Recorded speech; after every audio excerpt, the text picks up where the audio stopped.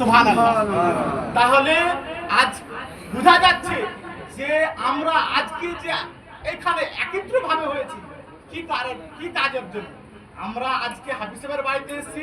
কারণটা হলো এটাই যে তার বাবার জন্য এবং তার আত্মীয় স্বজনের জন্য আমরা যেন কারে খায় নেক কাজ যেন করতে পারি। আমরা আমাদের আত্মীয় স্বজনের জন্য কি করতে পারি? নেক কাজ করতে পারি। কেননা আরো হাদিসে এসেছে, হাদিসে বাবা হাদিসে এসেছে, হাদিসে এসেছে। শুধু এটাই না, শুধু এটাই নয়, আরো অনেক জায়গাতে এসেছে। হাদিসে কেমন? আমার নবী আপনার নবী সারা বিশ্বের নবী দো জাহানের বাদশা। আমার নবী আপনার নবী সারা বিশ্বের নবী দো জাহানের বাদশার কাছে এক ব্যক্তি আসছে। আসার পর তিনি নবীকে জিজ্ঞাসা করছে, হুজুর আমার বাবা মারা গেছে, আমার বাবা মারা গেছে, এই পৃথিবীতে কিছু মাল ও দৌলত ধন ও সম্পদ রেখে গেছে। সেই ধন ও দৌলত মাল ও দৌলতকে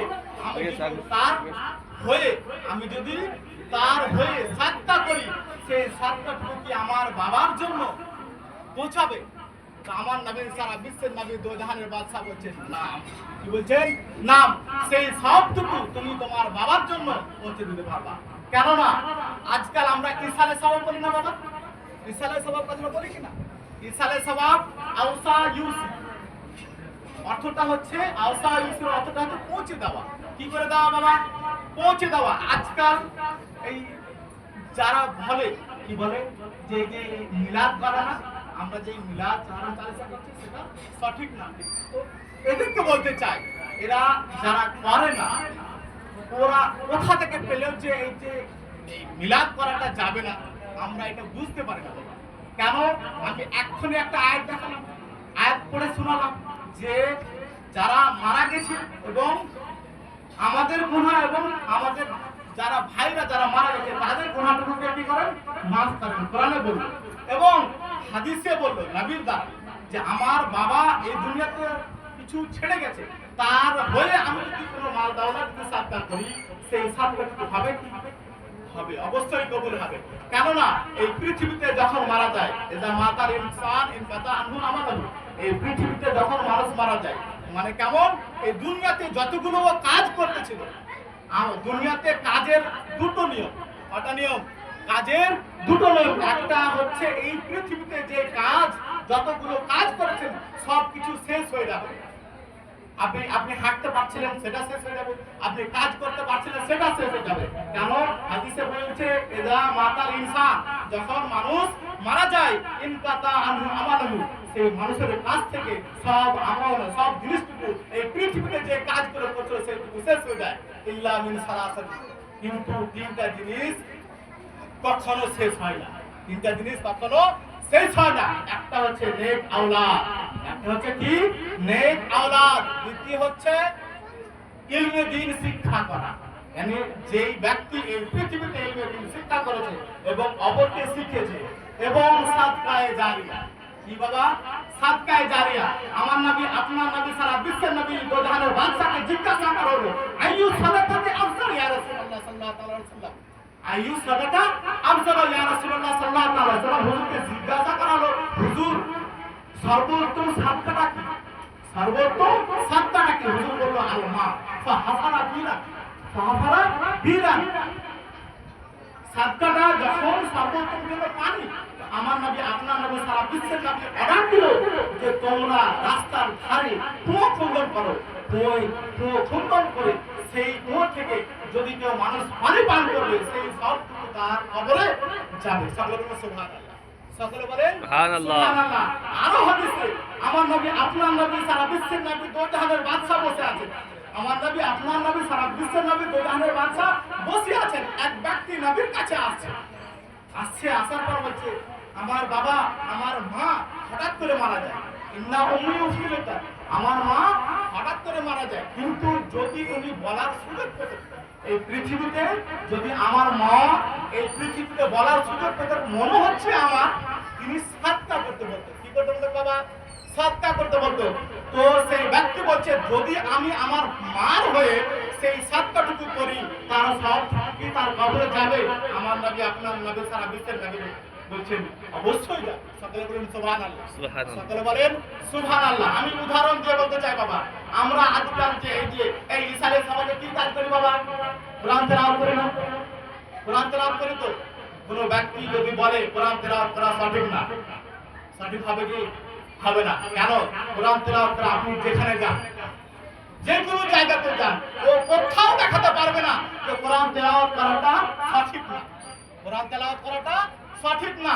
কেন না? একটি উদাহরণস্বরূপ আপনাকে বলতে চাই। এক ব্যক্তি, আজকাল মোবাইল আছে না বাবা? আছে কিনা মোবাইল? এখন কিসের জামানা হয়েছে? মেসেজ, হোয়াটসঅ্যাপ, টুইটার, ফেসবুক হয়েছে না? এইগুলো জিনিসে আমরা কি করি? মেসেজ দিই না? দিই কিনা? অটোমেটিকলি কোনো ব্যক্তি, এক ব্যক্তি কি করছে? তার মোবাইল অটোমেটিকলি কি হয়ে গেছে? খারাপ হয়ে গেছে। কি হয়ে গেছে বাবা? খারাপ হয়ে গেছে। খারাপ হয়ে যাওয়ার মধ্যে সেই ব্যক্তির প্রোগ্রাম ছিল কোথায়? কোথাও সেই ব্যক্তির প্রোগ্রাম ছিল। সেই মেসেজটাকে দেওয়ার জন্য বলছে, কি বলছে? এই যে ইসালের সবাব কোরআনটা পড়ে আমরা যে পৌঁছাই না, বলছে যে মৌলভী সাহেবরা যারা এখানে মিলাদ করে, ওরা নিজে কোরআন পড়ে এবং পড়ে খেয়ে নেয়। সব যায় কোথায়? সবটুকু যায় কোথায়? এখানে থেকে যায় না? এটা কথা বলে না যারা? ওদেরকে আমি এটা বুঝাতে চাই যে যেরকম মোবাইলে মেসেজে আজকাল যায়, কিন্তু যে জিনিসটা যার মোবাইলে আছে সেই জিনিসটা সেখানেও থাকে এবং এই মোবাইল থেকে তার কাছে, যার কাছে পাঠায় তার কাছেও যায়। এইরকম আমরা এই যে আহলে সুন্নাত ওয়াল জামাত এই পৃথিবীতে যে কাজগুলো করি কোরআন এবং হাদিসের অনুযায়ী, আমরা কোরআনের তেলাওয়াত করি, এই কোরআন তেলাওয়াতটা আমরা এখানে পড়ি, তো এই সবটুকু তার কবরে পৌঁছে যায়। সকলে বলেন সুবহানাল্লাহ। তাহলে বোঝা যাচ্ছে কি আজকাল আমরা যেগুলো কাজ করছি কোরআন ও হাদিসের অনুযায়ী করছি এবং আকলি দলিল যেটাকে বলি আউট নলেজের দ্বারাই প্রমাণিত যে আমরা কি সেটা সঠিক করছি নাকি বাবা? সঠিক না? আরো এক ব্যক্তি কে বলছে? কি বলছে? এক ব্যক্তি তাদের সাথে মোকাবিলা হয়েছে, বলছে কোরআন পড়াটা সঠিক না। কি বলছে? কোরআন পড়াটা সঠিক না। কোরআন পড়াটা সঠিক না। আমি তাকে জিজ্ঞাসা করি, কেউ যদি তাকে জিজ্ঞাসা করে কোরআন পড়াটা সঠিক না, তাহলে তুমি তো বাবা নামাজে কোরআন পড়ছো, পড়ছে নাকি? কি মাগরিবের নামাজে কি পড়ছে? মাগরিবের নামাজে কুলিয়া আইয়ুহাল কাফিরুন। কি বলছে? কুলিয়া আইয়ুহাল কাফিরুন লা আবুদু মা তা'বুদুন। সেই সূরাটি পড়ে নিল। তারপরে দ্বিতীয় সূরাতে বলছে কুল হুয়াল্লাহু আহাদ। আমরা কোরআনে কি করি? যখন ফাতিহা করতে কি করি বাবা? কুল পড়ি না? কেউ যদি বলে কুল পড়াটা সঠিক নয়, কেউ যদি বলে কুল পড়াটা সঠিক নয়, ও নামাজে পড়ছে সঠিক, আর আমরা যদি বাইরে পড়ি সঠিক নয়। সেই ব্যক্তি তার স্ত্রীকে নিয়ে কোথায় যাচ্ছে? বাজারে। সেই ব্যক্তি তার স্ত্রীকে নিয়ে বাজারে যাচ্ছে। সেই ব্যক্তি বলছে, মৌলভী সাহেব আপনি যে বাইকে করে পিছনে নিয়ে যাচ্ছিলেন সেটা কি? বলছে আমার স্ত্রী। হঠাৎ করে কি বলছে? বলবে তো বাইকের পিছনে যখন বসে কি বলবে বাবা? স্ত্রী বলবে তো, আর কেউ অন্যজন থাকলেই বলবে না, ওর স্ত্রী থাকলে স্ত্রী বলবে। সেই ব্যক্তি বললো কি আমার স্ত্রী। কি বললো? আমার স্ত্রী। কেউ অন্য রাতে ফের আবার নামাজ পড়াতে যে কুল আল্লাহু আহাদ এবং কুল আইয়ুহাল কাফিরুন বা নাস এবং ফালাক পড়লো। কি পড়লো বাবা? নাস এবং ফালাক পড়লো। তো বলছে যে ওটা তো নামাজের ভিতরে, নামাজের বাইরে কোথা থেকে যায়? ঠিক আছে, সেই ব্যক্তি তার দরজাতে যাচ্ছে, তার বাইরে যাচ্ছে, দরজায় খটখট আওয়াজ হচ্ছে। তা বলছে কে? বলছে আমি সেই ব্যক্তি যে ব্যক্তি বাজারে তোমাকে দেখলাম। সেই ব্যক্তি বলছে যে তার স্ত্রীকে বলছে তুমি যাও দিয়ে দরজাটা খুলে। মৌলভী সাহেব এটা তো আপনার স্ত্রী। হচ্ছে এটা আপনার স্ত্রী না। কেন?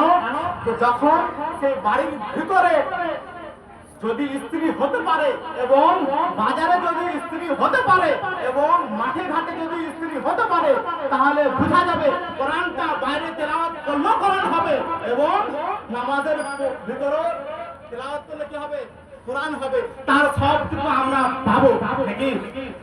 বোঝা যাচ্ছে কি কোনো মানুষ যদি অটোমেটিকলি যদি বোঝার থাকে অবশ্যই বুঝবে সে সবটুকু। যদি কোরআন নামাজও তেলাওয়াত করা যাবে তাহলে কি বাইরেও কোরআন কি করা যাবে? তেলাওয়াত করা যাবে। তাহলে আজকাল যারা বলে যে এই যে ইসালে সওয়াব করা সঠিক না, তারা কি বাবা?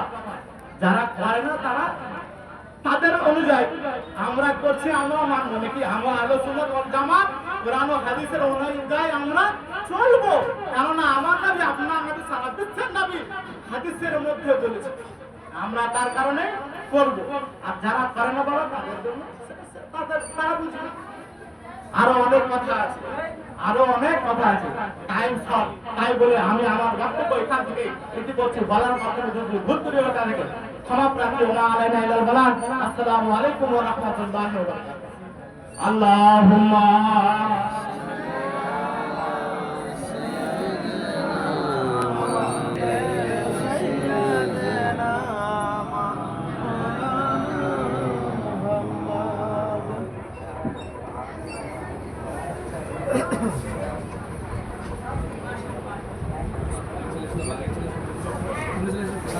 अरे भीड़ बंद हो जाएगी आगे चले आगे लगे आगे आगे ए बिल्ला सामने से सामने से ए तो